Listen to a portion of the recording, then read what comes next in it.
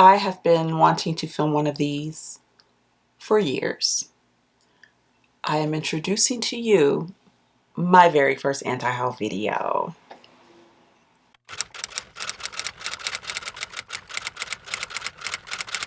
Hi guys, welcome back to my channel. My name is Amira, and today I have for you my inaugural anti-haul, maybe wish list, but mostly anti-haul video. I'm very excited about this. These are probably some of my favorite videos to watch on YouTube as far as the beauty space goes, is watching people talk about their wish lists and all the things they don't want to buy. And for me, this season, this fall winter season, has been all about the things I'm not gonna buy. I have to say, I feel like this particular holiday season, at least from what I've seen so far, and I feel like we pretty much know what's coming out. I mean, all of the brands that we sort of wait for to, release, teaser photos and, on Trend Mood, they've done that already. So we kind of have an idea of what's coming out for this season. And I have to say, I'm really bored. There's not a whole lot that I want, like, at all. A lot of the things that I'm really interested in are things that have already been out for a while that I've sort of had on my wish list.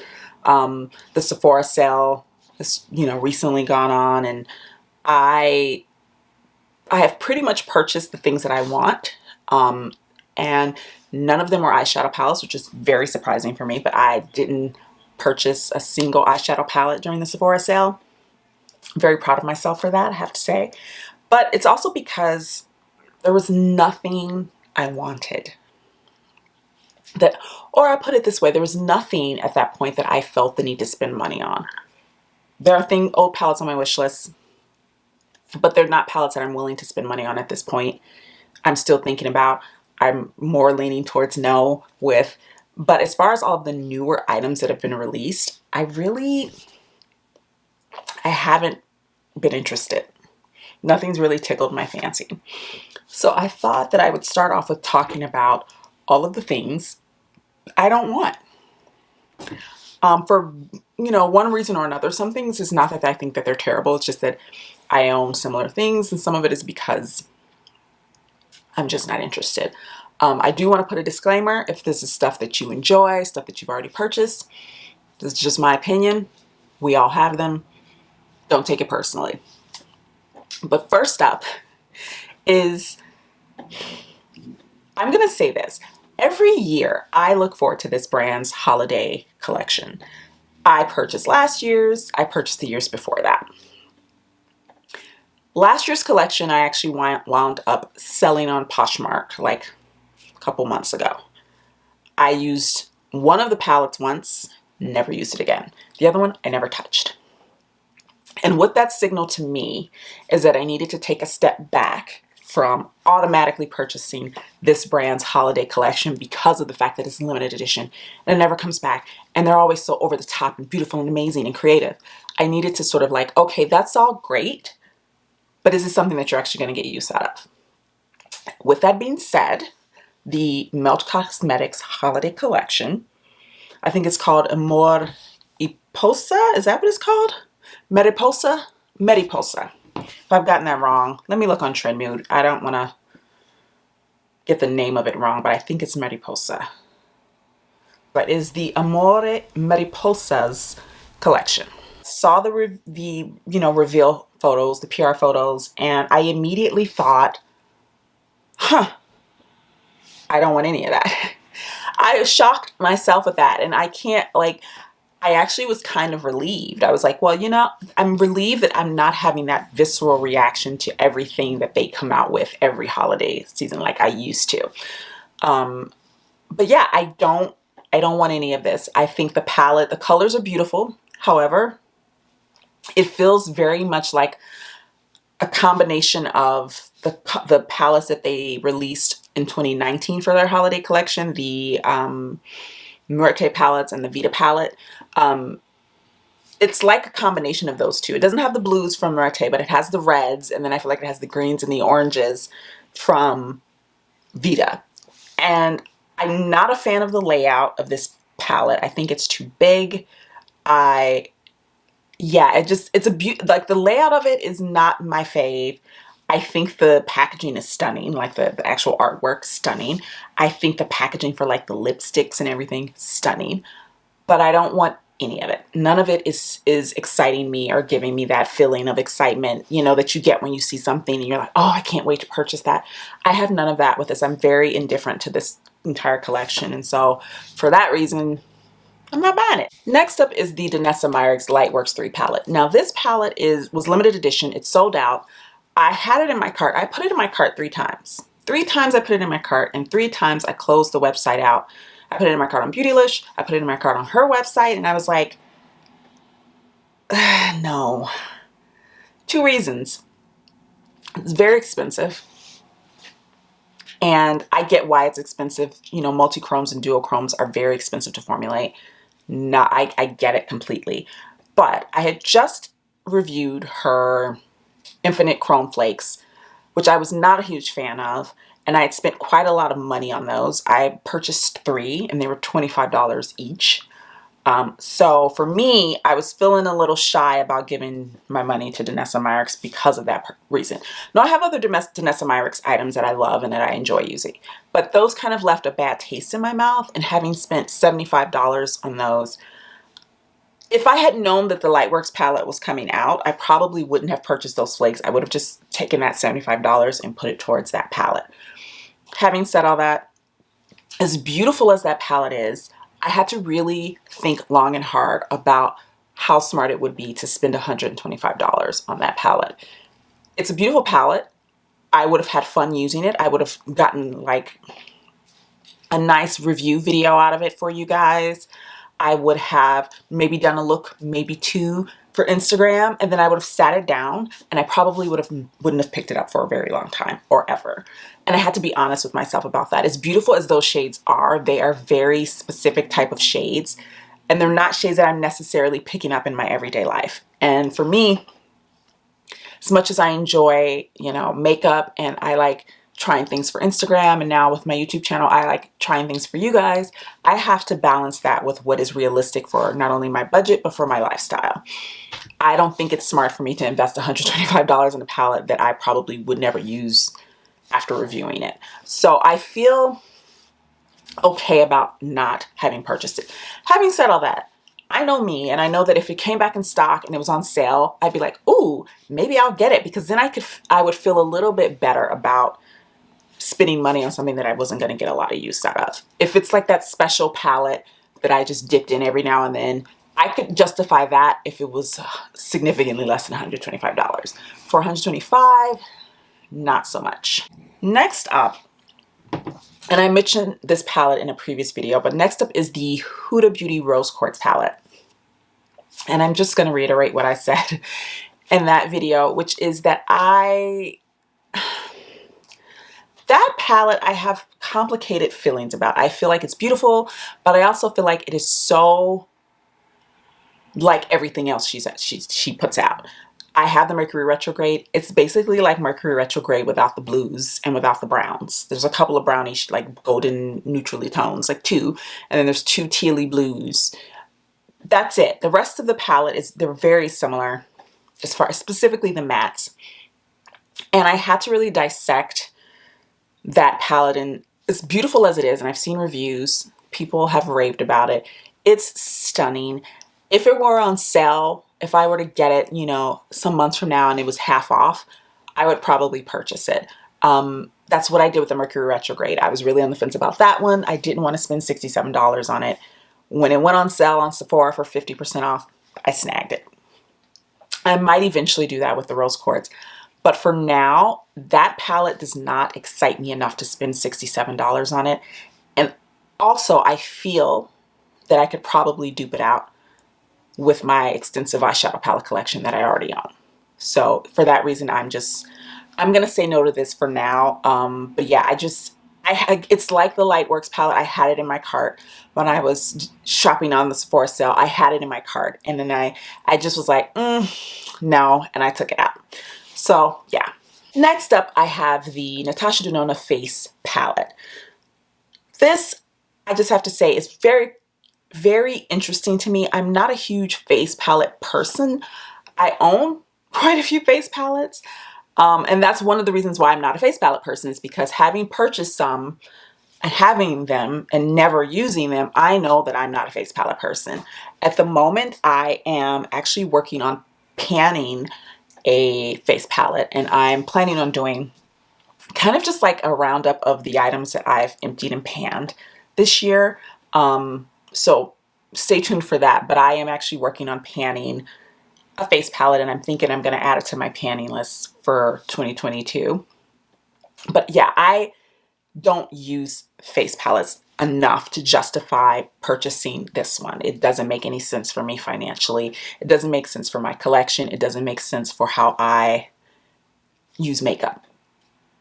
The face palettes that I have, the one that I'm panning now is probably my favorite of all the ones that I own. And so I'm really enjoying panning it and really enjoying using it because I know I like it. And I even stopped using it for a while because I kind of hit pan on one of the shades and I was just very like, oh, how do I feel about that? I really like this shade. But I'm also really excited to just get use out of it. I own it. I've had it for a while. I love the tones. I love the formula. I've been enjoying using it.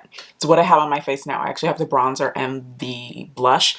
I don't have any highlighter on. This is just the blush that's giving me this glow, which is beautiful. So yeah, this just doesn't serve any purpose for me. The formula looks really beautiful. I've seen people review it. I saw Charlotte Holdcroft review it. Who else did I see review it? Someone else reviewed it and it looks really beautiful on them. I've seen Hannah Louise Poston dupe it really well. So if you're interested in this, if you own like cream blushes and bronzers and things, try duping it out. You probably have these tones. They're not all that unique. So yeah, I'm just gonna skip this. It's not for me. Next up is the Lisa Eldridge Seamless Skin Foundation. Now, I did a review, sort of, not really a review, more like a first impression on this foundation a few videos back. And I really enjoyed, I had a little sample. That's when she was giving out the little samples of the foundation, and I tried shade 22, which was my best match. One thing I do love is I love the shade range, and I do feel like there's multiple shades that I could wear that would work for me. I actually have a few left, and I might try them out and wear them and see how I feel about it. But it's a beautiful, beautiful foundation. It wore so nicely. It lasted all day. I took a nap wearing it, woke up, still looked amazing. I have nothing bad to say about this just based on the first time that I wore it. Now, if I were living with it more, I could probably give you more information about it. I only used it once. I enjoyed it that one day that I wore it.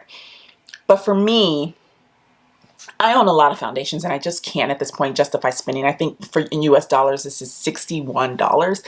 That's so expensive. That's more than Pat McGrath's. Everyone talked about Pat McGrath's foundation being insanely expensive.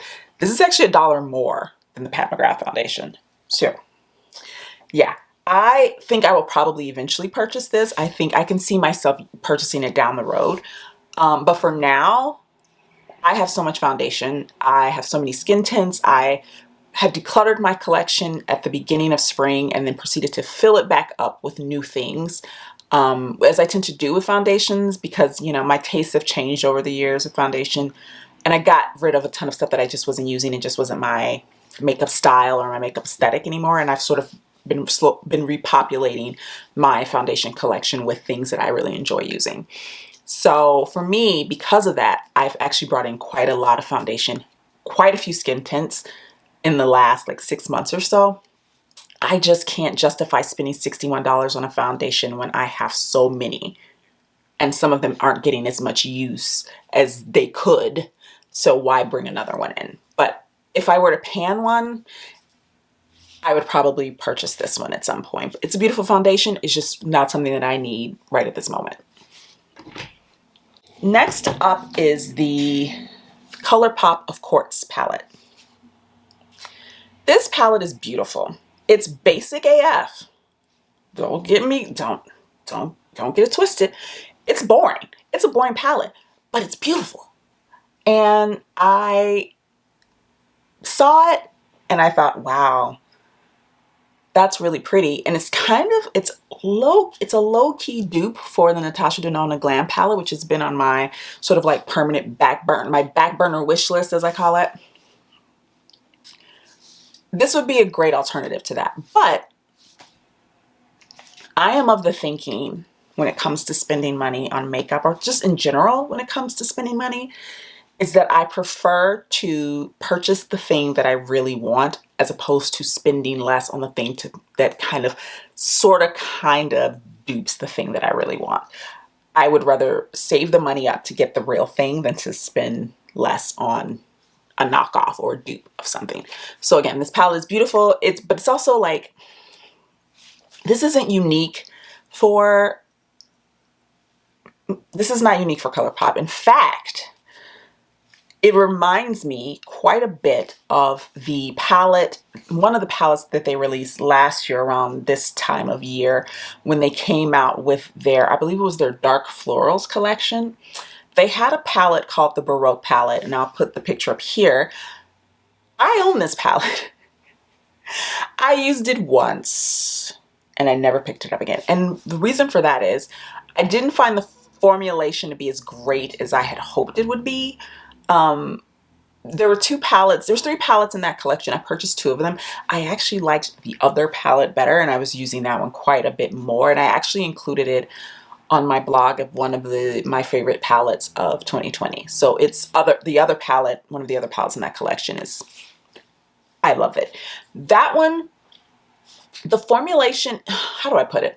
The formulation isn't bad. The issue is that the shades are so monochromatic that for me, on the eye, they kind of just all blend together. There's not a whole lot of depth and dimension you can get from that palette. It looks like you can, but once you start blending them out, you just don't. So that to me is a clue that I would probably have the same issue with this, of course, palette to a certain extent. Again, it's beautiful, but I don't need it, and I could probably dupe it. That's another reason I could probably dupe it. I'm thinking right now of like, I can dupe it with that Baroque palette, and I can dupe it with other palettes that I already own. Is another Colourpop palette. And that is the part 2 of the Mandalorian collection. Was it this year? I think it was this year they came out. Was it this year? Maybe early spring they came out with the child palette, Baby Yoda palette. I have that palette. It's super cute. The formula is lovely. The shades are lovely. I enjoy that palette. This palette, however, it makes sense in the sense that it's supposed to be for the Mandalorian himself. So the shades are very in keeping with his color palette. However, this looks like, of course, it looks like that palette Charm School. It looks like so many other Colourpop palettes that it's like, there's nothing special about this that I feel compelled to purchase it. And I'm not in that completionist mode of like, because I have the child palette, I need the Mandalorian palette. I do not. So for that reason, this is a skip for me. Let's talk about Ariana Grande's makeup collection. What's it called? REM, R-E-M Beauty. When I first saw the announcement for it, I rolled my eyes, and I'm still rolling my eyes. I don't know about you guys, but I'm so over celebrity makeup brands. I am so over them. I feel like they're cash grabs. I feel like there seems to only be a handful that are truly, they're truly involved in the process, the creative process of making these brands. I think what we're seeing here is that, you know, there have been the rise of brand incubators where these, you know, these brand incubators go out to celebrities and they say, hey, let's start a beauty brand together. Let's start a skincare line or fragrance line or makeup line. And this is very much that. This is that. There's nothing about this collection, this brand, that is exciting, that is unique, that is different, that is interesting to me. If you're interested, more power to you. Have fun. Get in where you fit in. No, you know, no shade thrown your way at all. But for me, this is a snooze fest. This is nothing that I would care to spend money on. it looks very pedestrian, and yeah. Yeah, and I don't think it even fits like the Ariana Grande aesthetic. Like she seems very like girly to me. Maybe I'm reading it wrong, but she comes off as very girly. And this just feels very like Almay, Clinique. You know? Like the packaging and like all of the like aesthetics, it just feels very, it feels very bland.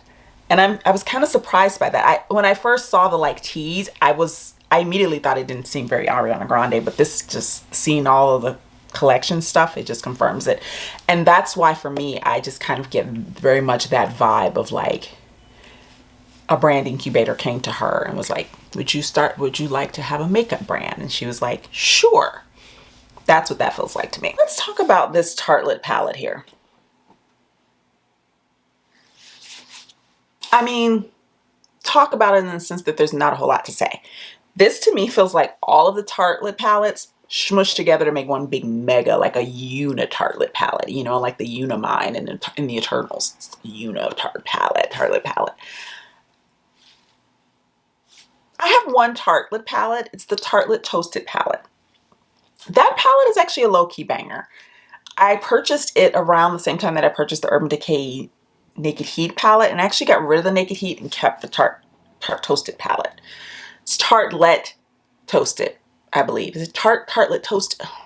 That one, the one that has the pretty packaging, like the like tortoise shell looking one. That one is the one that I own, and it's beautiful and it's a great formula. This, I guess, I feel like this would be great for people who aren't huge makeup people, but like to wear it occasionally, and maybe getting this is like, this is the ultimate palette that you'll ever need. You won't need a whole lot because it's someone who doesn't necessarily do a whole lot of like super creative things with their makeup. They just maybe want something for like every day, and then something for that they can like, you know, bump up for special occasions. That I could see this for. When I saw it, I immediately just felt a sense of like, ew. That sounds terrible, but that's just how I feel. I just immediately had a sense of like repulsion. Like I felt repelled by it because of the fact that it's so large, and it's like every Tartelette palette that's ever been released in one. And if you know the Tarte Toasted palettes or Tartelette palettes, they all look the same. So I feel like that palette, you're just gonna keep getting the same thing over and over and over again. There's not going to be a whole lot of unique looks coming from this palette. Like, you like a neutral eye? You like a neutral smoky eye? You like a light eye? That's what you're going to get, and that's all you're going to get. And then the question becomes, do you really need all these shades for that? Probably not. And I think that's going to be everything. I scrolled through Trend Move to see if there's anything else that I was really interested in talking about. There isn't at this point. Again, I feel like we're going into mid-November now, and I feel like we probably have seen everything that we're really gonna see from brands, and I'm underwhelmed, to say the least. I'm very underwhelmed, but at the same time, I'm actually quite happy about that. I feel like this time of year is when we can all get really, really into like that over excitement about purchasing and buying new things. And I feel like for me, this is a prime opportunity to just not feel any of that, because I don't feel any of that for any of this makeup. And that's kind of exciting. It makes me, I'm really more interested at this point in doing content that's about using makeup that you already own, and occasionally introducing new things you know, if you feel like you want to. So if that's something you guys want to see, if you want to see me do looks with older palettes from different brands, I own a ton of Natasha Denona. You guys saw how much Pat McGrath I own, and I own more than that. Those are just the motherships. I do plan on doing a ranking of her quads and her 6 pans. So stay tuned for that later on. But yeah, let me know. Let me know what you guys want to see in the comments, because I'm in a very interesting place when it comes to my relationship with makeup and purchasing makeup. There are things that I'm interested in purchasing, but nothing that I feel the need to actually purchase. And then everything else is just kind of very boring to me. It's a very interesting place to be in when you have a YouTube channel, where you're just kind of like meh about a lot of the new stuff. I don't know if anyone else is feeling that. Are you guys feeling that? Let me know. Let me know in the comments. I'll see you in the next one. Bye.